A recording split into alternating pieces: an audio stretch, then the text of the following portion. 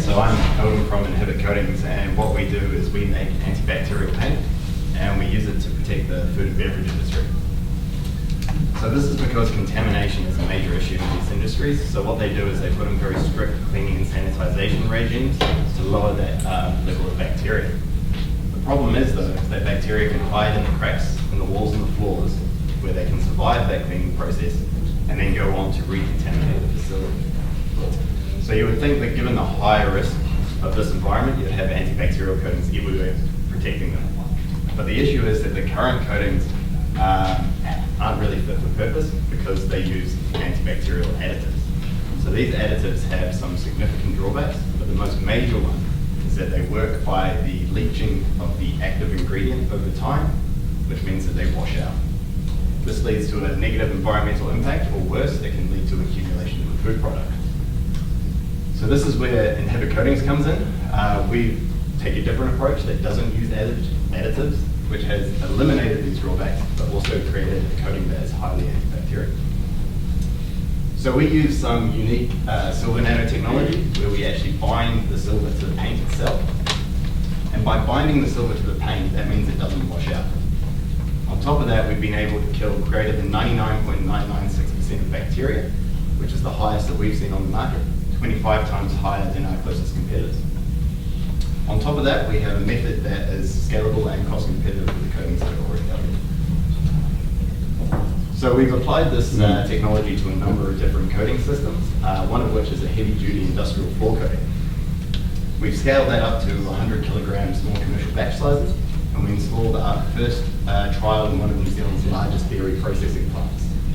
So we did this late last year, and they've been testing it over the last 9 months, and have found no positive detections for any of the bacteria that they've been monitoring.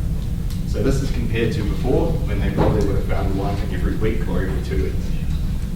They've been so impressed by this that they've actually installed 2 more sites last month. So you see, we've focused on the food and beverage market to begin with, but this technology can be readily applied to a number of different coating systems. So it would be easy to see us moving into textiles and healthcare applications in the future.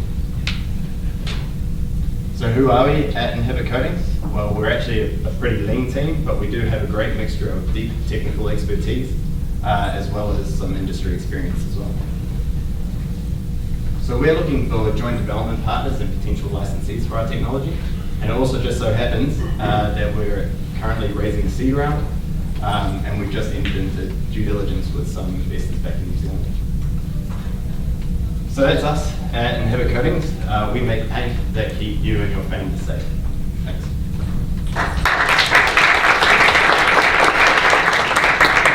So we have a couple of minutes for questions.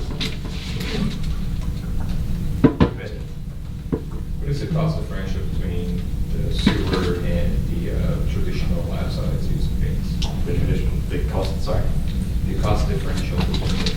So we actually work out either cheaper or around about the same cost as using the biocide lab. Okay.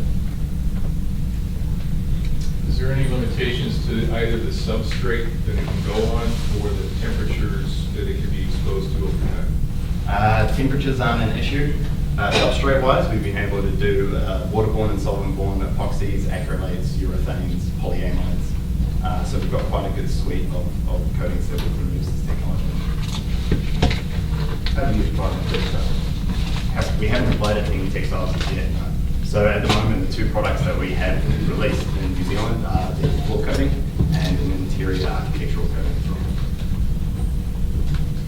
But because generally, I think, as far as I'm aware, textile coatings are either made up of waterborne acrylates or urethanes. Yeah, we can apply our technology for those sorts of coatings. Any final questions? All right. Thank you.